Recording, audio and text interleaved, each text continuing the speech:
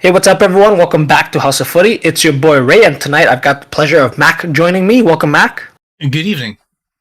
Gio is still away, but loving the Man United performance, which we will get to later. On today's podcast, we are going to, of course, review the Premier League action that took place this weekend. Before we get into it, don't forget to follow us on our social media, both on X and Instagram. Our handle is at @houseof_footy. Also, don't forget to rate, review, and subscribe to us. We are on both Spotify and YouTube.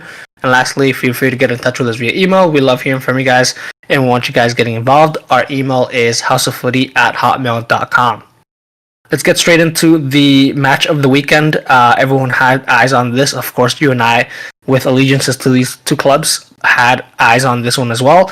Arsenal 3, Liverpool 1. I guess a very early on title deciding match. Mac, Arsenal took all 3 points in this game. What were your initial thoughts on this game? I thought the game is definitely going to be highlighted by the mistakes first. That's the biggest takeaway. That I think those are the biggest talking points across the board for both teams. I think if we look at it, kind of the goals at the end of the day, and we'll come back around to that, I feel like that was the decider. I feel like the difference really was the quality in the Arsenal team and the chances they were able to create. But I think the biggest takeaways, the biggest talking points from everybody is kind of, I would argue, to the two best center halves in the game, maybe if not just in the Premier League, making calamitous mistakes to harm their team several times over and put them in poor positions. If you're looking at Saliba and Van Dijk, I know some people may throw the blame at Alisson or David Rya's feet for conceding those goals themselves. But I think that was the biggest takeaway, or that was the flashpoint moment. Those were definitely the moments that had a lot of impact on the match. But overall, I think if we net out and how the result came down with Arsenal taking all 3 points, based off the performances, I think that was fair. To be able to start off, I think we can first go off with the starting lineups. There were a couple of surprises. That there was no Gabriel Jesus due to injury. So Havertz, as well as, of course, my favorite, Jorginho starts for Arsenal. And due to Szoboszlai injury and Nunes having a little bit of a knock, he started on the bench. So you had Jones and Gakpo start for Liverpool. So just looking at the initial lineups, I think that you may, and I'm curious to see how you feel, was it more so injuries for Liverpool? Because it's not; those were just not the injuries there. You have also Mohamed Salah being injured. You have a couple of key players. Andy Robertson was just available for the French as well. You had a couple of key players not available. Do you think that was the larger impact? Do you think something was missing for Liverpool? What were your initial thoughts on the game? As well, I would like to mention that Trent had recently come back from injury, so I don't think was 100% fit. But nonetheless, yeah, I would say I would give 80%, 20% of that could be down to the personnel available on the day. Of course, some players missing, players that I would say have played, of course, throughout the season, but haven't really played with each other. And I'll touch on that point a little bit later on towards the goals. But 20% was due to, the players that played. I would say if Klopp had, of course, everyone fit, he wouldn't fail a lot of the players where they played today.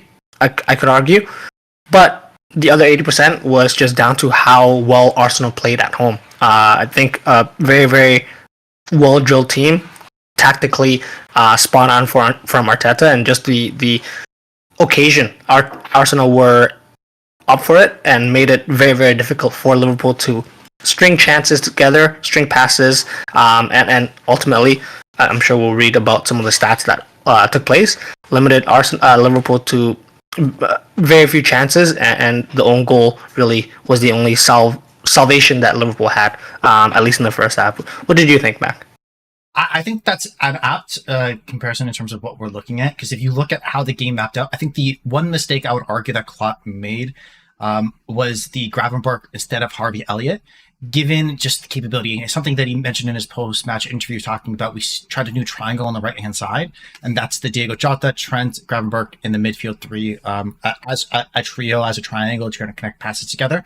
Where Gravenberch, I feel like, doesn't have the technical ability to be able to kind of break through a press that Arsenal is trying to do and show in the correct pockets. He has the athleticism to be able to cover for Trent, who, going back to a couple of the key chances for Martinelli where Trent's out of position, Gravenberch is there to be able to help out. I see the defensive aspect of it, but to be able to break through the Arsenal lines, I thought that was the biggest miss if you look at the availability versus and how the match played out. And I guess to be able to talk about it, go straight into it.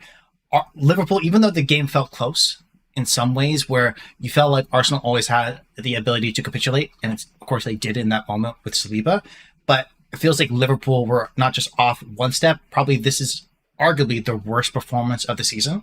If you go off of so far, they played 23 games so far in the Premier League. In terms of ranks for these stats, this is from first, of course, with the most amount and 23rd with the least. For these stats, shots on target, this ranked 23rd. Expected goals, this ranked 23rd. Expected goals against, this ranked 23rd. Possession won in the final third, ranked 23rd. Possession lost in defensive third, 21st. So all of those key metrics, when you're looking at shots on target, shots created, making mistakes at the back, winning the ball up in the final third, this was their worst performance across all those metrics. So it really seemed like there was a tactical mistake there. And I think that starts with, you do want to throw blame on Liverpool and Klopp for not, I guess, anticipating this, but the initial change, which we didn't expect, and I think maybe it was after the pod I talked about, if Partey was available, he would have maybe started in midfield, and that would have been the interesting part. But with him not available, moving Jorginho, Declan Rice into that midfield, which with Havertz as a number 9, immediately draws the center halves of Liverpool more out of position because he's going to show in. And I would argue the separator was that first goal, with that moment of creativity to be able to break the lines with Odegaard, Havertz, to be able to get through there. Of course, selfishly, you probably would have wanted Havertz to be able to finish that himself, but Saka there to clean up the chance. But that, for me, was the separator, where Havertz's ability to be able to drop in and drag Liverpool center halves out of position. And in that moment, you see Van Dijk and Konate, they're guessing of what to be able to do. And that allows Havertz to be able to break through, and of course, Saka to be able to clean up the rebound. And even though the other 2 goals, and we'll definitely get to them later, weren't, I would say, Arsenal's in their own creation some way, they were fortunate for those to happen. The only moment of quality that led to a goal was that. Yeah, and quality is exactly what you get from that first goal. The way they Arsenal are able to keep possession, draw the Liverpool front line in, shift them from side to side, and then eventually you have Havertz dropping in as the 9 into a midfield position, pulling McAllister in, and then Odegaard finding space that pulls Van Dijk in. The huge gap between Gomez and Konate right in the middle of the pitch. Havertz great run in behind, and though you said he should have finished it, Saka was there to clean it up. Great way to start the game for Arsenal, and honestly, it just pays off the tactically how brave Arteta and Arsenal were, but also how well they were playing. That they were able to string, I would say, probably 20 passes, upwards of 20 passes before, and draw the opposition out before they are able to sort of deal that final blow. So credit to Arsenal there, and I think that in itself as well, the how well they played at home, negates the Liverpool players and how maybe like Gravenberch, and ideally he would be playing in a different position maybe, and it would be someone else. He would feel very, very new to this role and just sort of all over the place, and you can say that about a whole bunch of players on the Liverpool end for that first half, at the very least. But that being said, you said Liverpool did get that own goal at the very end of the first half, which I think was really the only chance they got. And I think we were talking about this in our own private conversations with everyone else. That I felt was a way in for Liverpool, and I would have, if I was Klopp, I would have kept it a more defensive lineup in the second half. See if you can get out with a point, because Arsenal were up for it, and they were definitely the team that deserved to win this game. Ultimately, it didn't happen, and Liverpool did make changes that I think put more an emphasis on the attack, which you could say happened more in the second half, especially after Liverpool did concede the second goal. Arsenal will, as most teams would do after they get the lead, just drop back a little bit and just make sure that they keep that lead safe. Liverpool did get on the ball, but no real chances, and The real, I guess, talking point out of the two games that Arsenal hosted for Liverpool and Man City is, I think, one goal. I think it was one shot on target from both teams, and I think only one or two goals conceded against, of course, the previous title winners in the last 5 years. So huge credit to Arsenal in the way that they're able to not just defend but control games in large periods of the game, and just suffocate the opposition at home, and just get that win. We can touch on a little bit more in terms of the talking points, but anything else in terms of any of the goals that you want to bring up, Mac? For both the so first, to be able to talk in regards to the Gabriel own goal, I think you squarely can put the blame on Saliba, or maybe the communication between David Raya not to be able to realize that the pressure was there and try to be as cool and calm collected that he's trying to be. For the Gabriel Martinelli goal, you definitely have to be able to give the blame there to, in my opinion, Alisson. I wouldn't put that as much on Van Dijk. Again, for the decision making, again, for the communication, we're not understanding the pressure. I think that's a little bit disappointing from both of those goals, where you're talking about, as I said, two of the best center halves in the world making mistakes like that in the same game. Someone put a bet on that. Probably you did. You definitely would have won a fair bit of money there.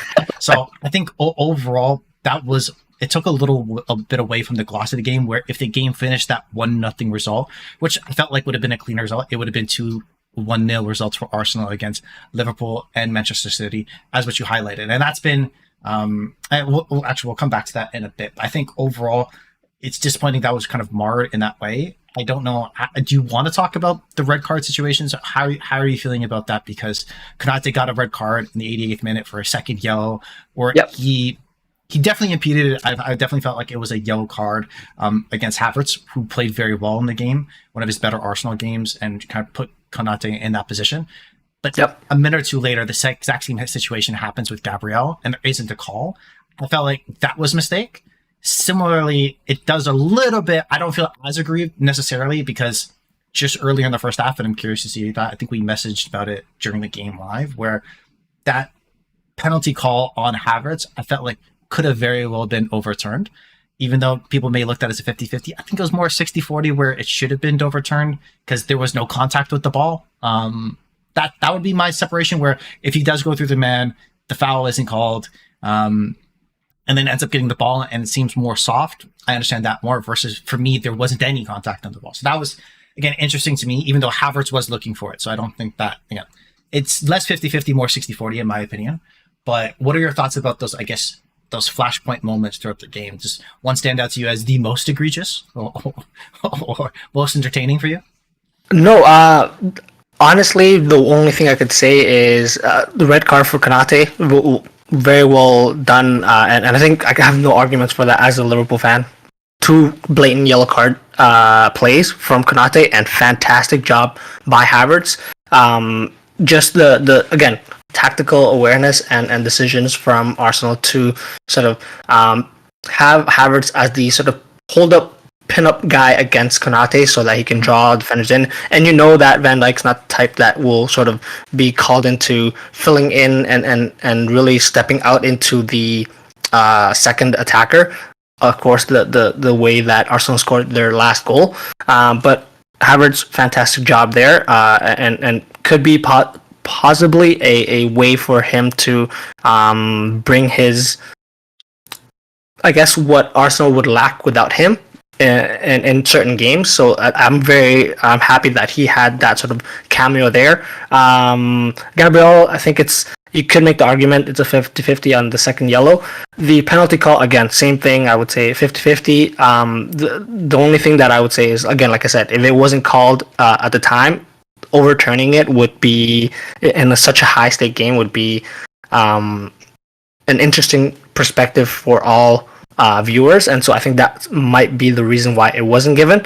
Again, it could come down to you have to watch the replay multiple times, and if it's inconclusive, then it's rather not give it than and not overturn it, and just have less of a discussion there, because there are a lot of talking points that we still have covered, and we have already covered quite a lot, and of course, now we should discuss what this means. I guess with regards to the title race, Arsenal getting the win, bringing themselves. I think it was now 2 points behind Liverpool in third, if I'm not mistaken.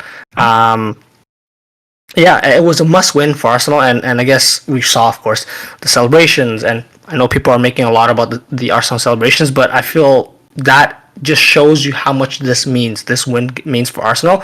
What do you think moving forward? I guess this gives Arsenal, does it give it a platform? Is it now themselves announcing themselves as here for the title race? What are your takes there, Mac? It keeps them in it. They're in the hunt. Obviously, I think we would all agree Manchester City are still probably the favorite. They're on 49 points level with Arsenal with a game in hand. So, of course, if they win their game in hand, they move into first, a point above Liverpool. And that would leave Arsenal 3 points off the top with still a game to play against each other, of course, at the Etihad. So, again, it leaves them with a shout where I would say if you roll the dice, any of these three teams have the potential to win. Odds on who is most likely to win. I think right now, if you would ask me, it's Manchester City, Liverpool, then Arsenal. But outside of any one of those teams, I'd be surprised if anyone makes a clear title charge. It's between those three teams, and that's about it.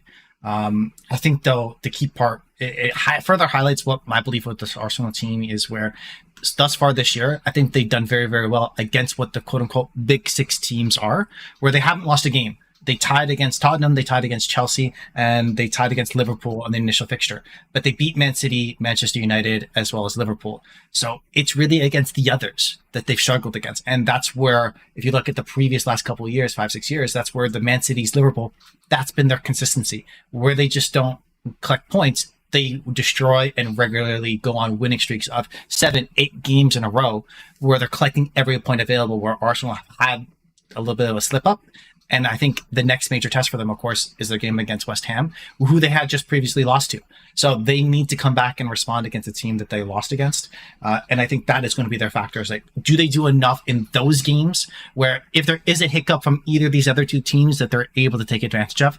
Because relying on that away game at the Etihad, as well as Man City and Liverpool to potentially share points in their later matchup this year, is not enough. They have to have their kind of control, their own destiny in that way.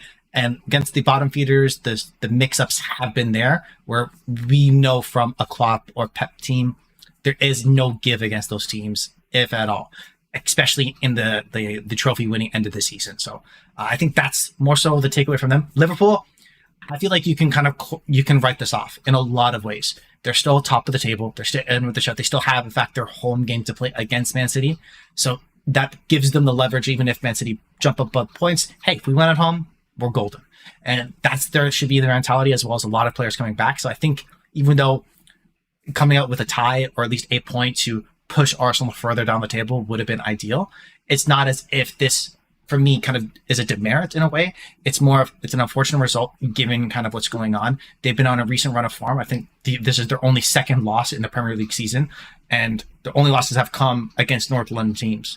So I think, again, they still need to go back on that horse, go back onto the winning ways. I think they will. And they'll be dangerous throughout the season. But it'll be interesting to see, once everyone does come back, how does now Klopp, in his last season with Liverpool, prioritize the different competitions and utilize his man management? Because I think that's the separator between some of these teams, where Man City are deep into competitions, Liverpool are deep into competitions. Arsenal really have this and the Champions League, and that's it. And that is in a little bit their favor in some ways, but I would argue they have the most to prove. So again, still very excited to see how this title will go, and this result definitely keeps it wide open for three teams. Whereas, if I guess, like I said, going against the podcast, I think in our last game where we were previewing this, is where if Arsenal lost, they very much would likely feel out of it. And the media conversation with the aftermath of this game would have been, is Arteta the guy to take them over the top? Versus now, it's more, they're still in the hunt. Interesting, for sure.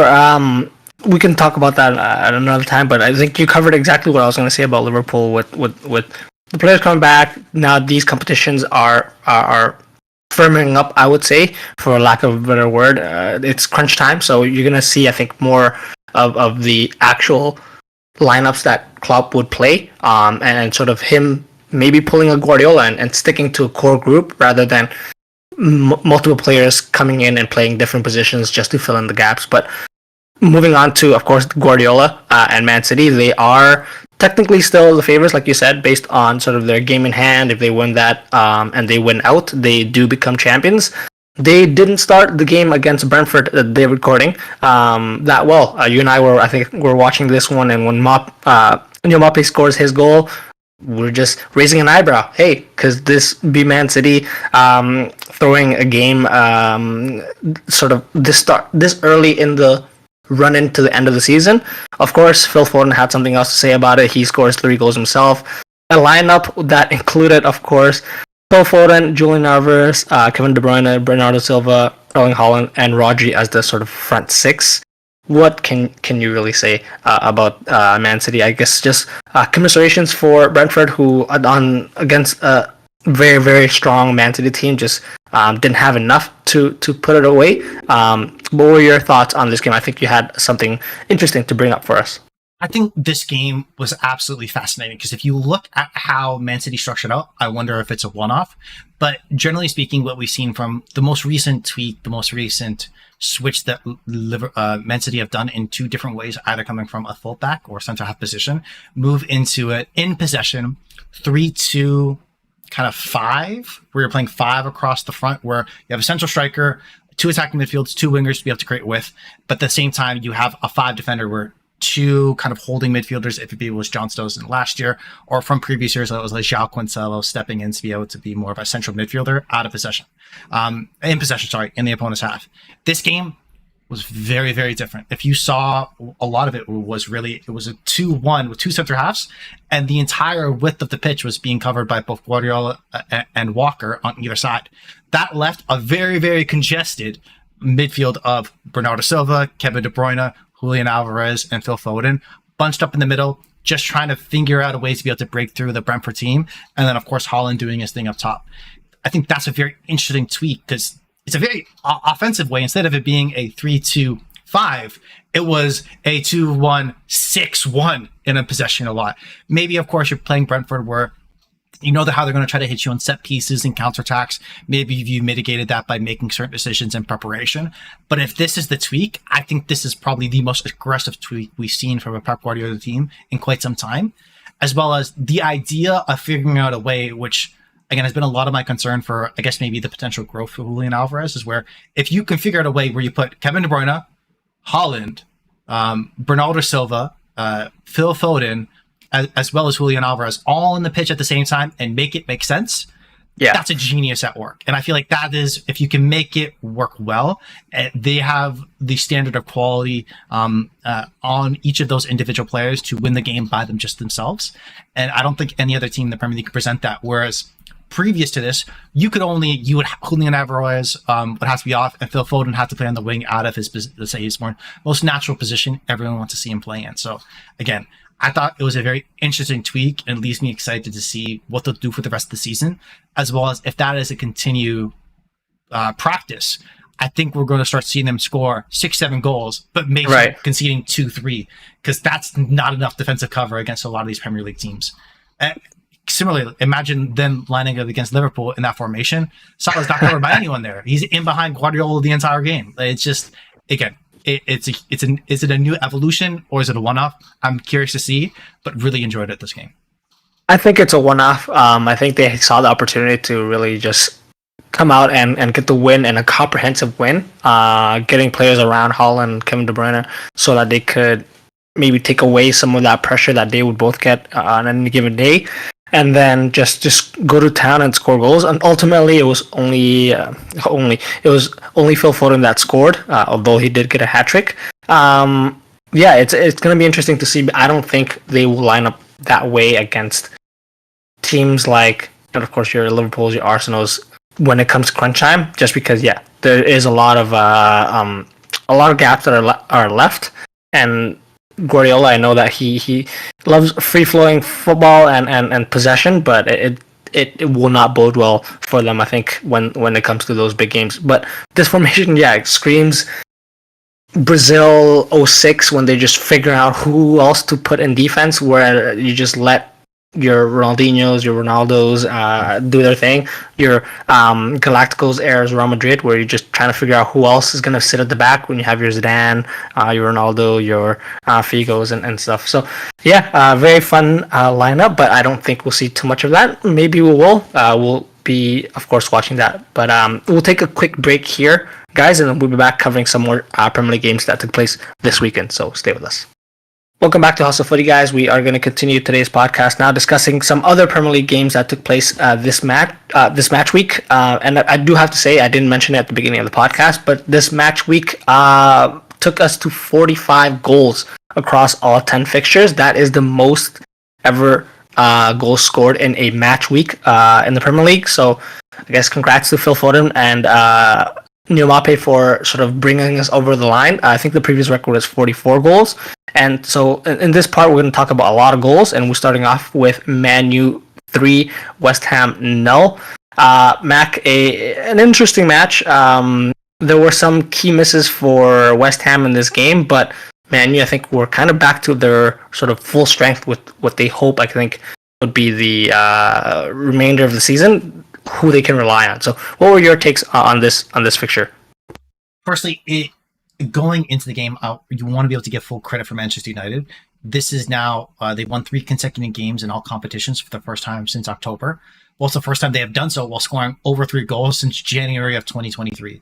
So it's been a very barren or rough time period for Manchester United to come back against a defensive, I would say, juggernaut in their way against West Ham. That was very good. I thought the timing of the goals was absolutely clinical.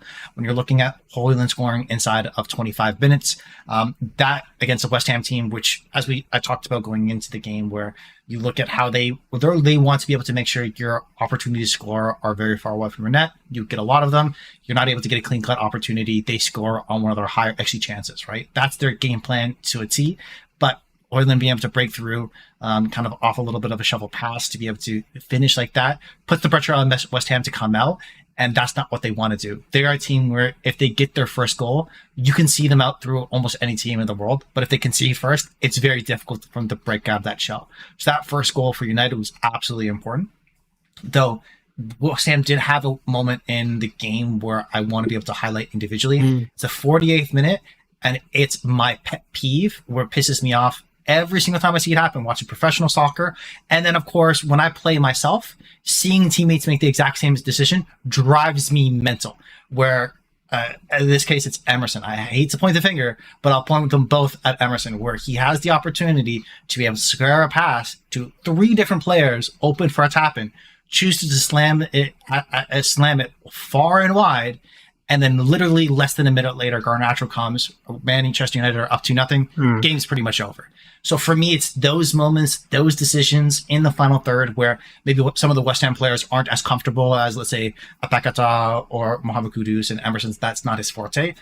But it's just the selfish decision-making of some of these players where, yeah, I can do this in training 1 out of 1,000 times. Great, let me do it on the pitch as well. Fantastic.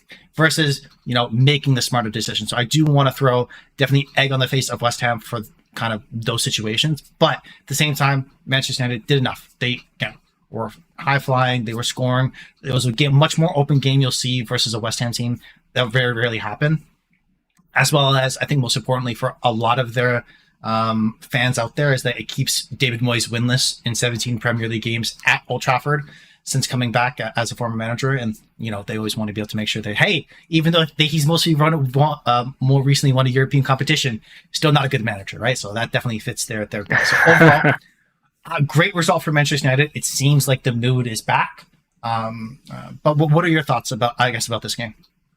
Yeah, well, of course, it's a great sign for Man U fans that it's someone else other than Marcus Rashford, Bruno Fernandes from the penalty spot, wink, wink, or one of the defenders scoring a goal, because, of course, Højlund gets goal, very, very well taken, I think, on his birthday as well, if I heard correctly. And Garnacho, who has slowly now be coming into his own, and I think you ask any Man U fan now, that right wing position, who it was really coming down to Anthony by default because he's the only left-footed winger that they have, really. Now there's no question Garnacho will be starting, and of course you guys will probably see an image, or you guys have probably seen the image of the celebrations from this Man U side, where Garnacho scores a second, though it was a deflected shot. He's joined by Hojlund and Kobe Mainu on sort of the barrier that separates the fans and the pitch, sitting there. And I think Man U fans, this is, I guess, out of a season where a lot of downs have taken place, this is a bright spot. These are the guys that I think you now rely on. It's kind of the future for Man U, and I think it's really exciting to have that come through. I think I'm going to be honest, I didn't watch the game, so I wouldn't know exactly how it went down, but Kobe Mainu and Casemiro, I think that is the perfect balance that they would need moving forward. Sort of like a Casemiro who knows what to do and has that experience, but might not have the legs, whereas Mainu very, very composed and can sort of get around the pitch if needed to put out fires, but also create goals himself. Of course, himself scoring that late winner at Wolves in the last time out. But yeah, very, very positive for Man U. It comes at a bad time that Lisandro Martinez will be missing some time. Mac, I think you put it out here that it's been recorded he'll be out for 8 weeks. I would have thought if of course this injury didn't happen, I would have a strong shout. And if you're gambling, I think Man U might have a small hope to make it into that top 4. Currently, 8 points separates them and Aston Villa, who are in that fourth place, but Man, you have only this real competition. This, and I think the FA Cup, in terms of the competition that they're in, now coming back to a full strength squad. Maybe they have what it takes to sort of overtake Aston Villa and Spurs, who have been slowly couple ties, couple losses here and there, and not looking the most convincing compared to I would say a month ago. So I don't know. Any thoughts on how Man U sort of could finish this season, Mac? Again, I think if the Martinez injury wasn't there, if we would just kind of wish away that injury, as we do, of course, with Joel Embiid in basketball, again, it just seems like those injuries kind of happen to those types of players. It's just unfortunate. Where if you wipe that away, I could see an avenue for them to be able to slip into a top 5 and pray that the odds-on favorites to be able to kind of get that 5th spot for Champions League for England is available, and they could slide in there, because I feel very confident every week more and more with Aston Villa. And even though we may not go too deep into their performance, them winning 5-0, they seem to have a stranglehold in that 4 or 5 slot. So they will be in one of those 2 positions. And depending on what happens with Tottenham, or how well he can motivate his team, Postecoglou or Newcastle, it seems like that it seems like there is a spot open there for a team that just wants it just a little bit enough. And for my issue, though, is that Martinez, if he's injured, I do like the idea of a Casemiro, Kobe Mainu midfield duo, but Casemiro is going to miss time as well. He's been a little bit injury prone since coming to Manchester United, as well as he's due for a red card sometime soon. There feels like this is a great moment for Manchester United, and hopefully for Man United fans, it continues. But they always seem that one moment away, or one huge mistake, for it all coming out underneath them and it piling on top, and kind of going from a situation where it seems hopeful to absolutely horrible. So hopefully, again, that doesn't happen. It's great to see Garnacho kind of fit more in that right wing position, because both, it felt like him and Rashford could only play on the left, and they didn't have the flexibility to move around. And even if you look at Garnacho's, the second goal especially, I think it was from the left hand side as well. So it'll be interesting to see if he can kind of make that his own, not just be like, okay, I can play there if need be, but excel and continuously play well in that position. That, I feel like, solves a lot of problems. So I think that was a great call by you. And if Martinez is gone, again, it's nice to see. For me, one of Manchester United's most underrated players is Luke Shaw for me, where his ability to be able to be an 8 out of 10 week in, week out, offensively, defensively, not really make mistakes, I think is absolutely vital for the team, of what he's able to provide. And the comfort I feel like he provides Marcus Rashford, where, you know what, he knows that he doesn't have to do a defensive job. He doesn't have Sergio Reguilón to be able to really worry about, right? So again, I feel like the team is coming together in a lot of aspects, but that next bump, that next knock, it just feels like it's hanging over the shoulder, and I feel like will happen. So again, 5th there's a possibility for 4th or 5th. but I don't think it's going to happen because I feel like one of those other things going to happen. And like the Martinez injury, that is one of those things where now you're going back to a Harry Maguire, Varane, or Johnny Evans duo in defensive in the center halves, and that's just not a good sign for anybody. Yeah, and of course, the next fixture, I think maybe I spoke too early, but just thinking now, they are away to Aston Villa, so a big fixture to come in. It could be another one of those results where if they unfortunately don't get that win or lose heavily, then back to square one. But just quickly before we wrap up the talk on Man U, I did want to mention West Ham. I'm not sure if you've seen it. It just popped up on my timeline. I think it was yesterday. Said Benrahma has left West Ham. So no wonder they started Ben Johnson as a right sort of winger in this game without Paquetá. I think that's going to be a big miss, and so we'll see how West Ham sort of navigate that. And you can listen to a little bit more of that in our next podcast, which will touch on some of the transfers. But until then, we'll continue now with our podcast, which we're going to come down to a quick fire round. We're going to just quickly go through some of the remaining games this weekend, Mac. You and I will have 60-second takes in some of these results. And I'll give you the go-ahead with another high-scoring match. Chelsea 2, Wolves 4. Any key takeaways from you from this result, Mac? The fan chanting 100% has to be is that Wolves fans chanting, you guys are fucking shit. And of course, Chelsea fans replying back, yes, we are fucking shit. And completely being open to that. But I want to compare and contrast, probably if you would ask Chelsea fans, a manager that didn't work so well for them, is of course Graham Potter. And they played Pochettino so far this season and Graham Potter in his first season. In the first 23 games, Graham Potter actually had one more point than Pochettino and placed 10th instead of 11th where Chelsea are right now. So you argue he had a better start as a manager to Chelsea than Pochettino, which is very scary to say. So not to say that I think Pochettino should lose his job, but the exact same position with the Potter at the helm, they're asking for his head. So I'll be very curious to see how long Pochettino has if this continues, because against the Wolves team losing 4-2 is not great. Yeah, not great. And I'm not sure if I've just come across this as well today on X that Chelsea can't really afford to sack Pochettino. They'll owe him a payout. That might put them into some trouble with FFP there. So not a great spot to be in for Chelsea. On the other hand, for Wolves, Matheus Cunha getting a hat-trick. Great performance from him.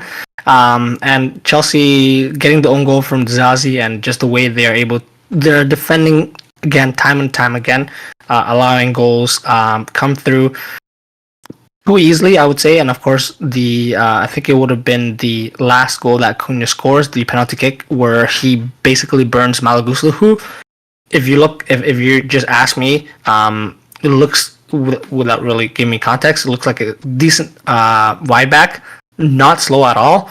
He looked just not up to standard at that position, and it really just goes to show Wolves then score 4 goals away at Stamford Bridge, and just not a good look overall. The last thing I would say as well is Cole Palmer. He gets another goal, and hey, I might have to apologize. I did rate him a lot lower than he's been, but again, he hasn't been really. I think you can make the argument he's been their best player this season, but he hasn't been amazing. But he has been at least better than I expected. What do you think? He's the Kyle Kuzma on the Washington Wizards. Fantastic. Yes. Good job. Good job for you. You don't get nothing for that. I'm done with it. Moving up, I think that was over 60 seconds. Next game, Everton 2, Tottenham 2. Richarlison double.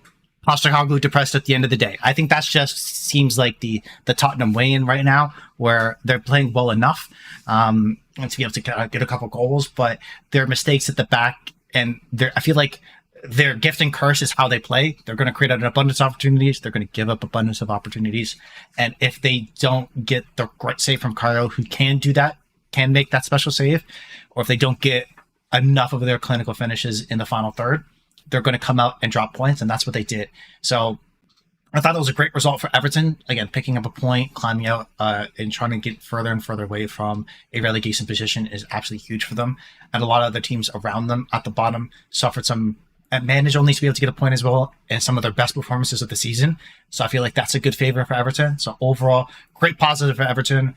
little bit worrying for Newcastle. Oh, sorry for Tottenham. But and if you're relying on Richarlison to continue this goal run, not likely, in my opinion. Hot take. It may happen. Crazy things have happened in the Premier League, but I do love the fact that the first goal, especially, is where you felt like he was about to have an eruption of energy, and he's like, "Wait, I can't do that." That was my favorite moment of the game. I kind of felt bad because his second goal was actually a banger. Both goals, first time finishes, and the second one, of course, very, very well taken. He couldn't celebrate, of course, at his old ground at Everton, but great for him. Great for us to see that for him. But on the flip side, Vicario, I would like to just maybe point out, could this be something that other Premier League teams are targeting for Spurs now? Vicario, I would make the argument he was at fault for the first goal. And then second goal, not strong enough, sort of, and positionally not, I think, good enough to sort of stop that second goal, which was the equalizer in added time against Everton. So he's been great all season, but could there be some questions asked about them? That's my only question there. Let's move on then, Mac. Luton 4, Newcastle 4. I think easily the most high scoring game this match week. What were your overall takes there? I feel bad for Luton. Any hope or positivity they get is immediately dashed. And same thing, I also feel bad for Newcastle because they need now to, being out of the Champions League, really being out of a couple cup competitions, they need to be able to pick up the vein of form in the Premier League. And it seems like if you ask them if they score 4 goals against Luton, are they going to win the game? I think 99 out of 100 of Newcastle fans would say yes, but they didn't, and they made huge mistakes. Trippier with mistakes, Ben Mee getting cooked. Ben Mee. Dan Burn. Why do I just put them together? That's weird. Is it just the tall center half white guy? Maybe, who knows? But overall, it's just, again, getting cooked like that is not a great look, and that's why, for me, I really would have thought it was interesting if they would have signed Kieran Tierney in that spot as on a loan signing. That would have been my pick for him, because I get to watch him stay in the Premier League, and you know me and my Scottish left full backs, love every single one of them. Right. So again, they still feel a little bit light. Due to FFP, they weren't able to bring in the players that they would have wanted to. We'll talk about, of course, that in our next podcast. But it seems like for both teams, this result wasn't enough to get them where they want to go. A very exciting game, but I think both set of fans leave very disappointed. Yeah, disappointed about the result, but again, one thing that I kind of mentioned, I think in one of our early podcasts about Luton, I think just the thrill of being back in the Premier League and getting these days out away at Newcastle, scoring 4 goals but also conceding 4 goals, will probably be one of the highlights of their season. Ross Barkley, in an unlikely season, really pulling up all the stops and making himself sort of the guy at Luton Town, which is great for him. So big shout out to him there. And then Newcastle, Harvey Barnes. Harvey Barnes makes his return, and much needed for them. Of course, they were plagued with injuries, and with him coming back, that's going to be a great, hopefully, great for them to end the season and have that push for a European finish to this season. So yeah, that's pretty much it. This concludes our podcast for today. If you guys like what you heard, please like and subscribe to us on our social medias. That's at @houseof_footy. If you have any comments, suggestions, or general banter, get in touch with us via email as well, houseoffooty@hotmail.com. The next time you hear from us will be Thursday, when we look back at the transfer that did and did not take place this January. But until then, thank you, Mac, for joining me. Peace out. And thank you guys for listening. See you guys soon.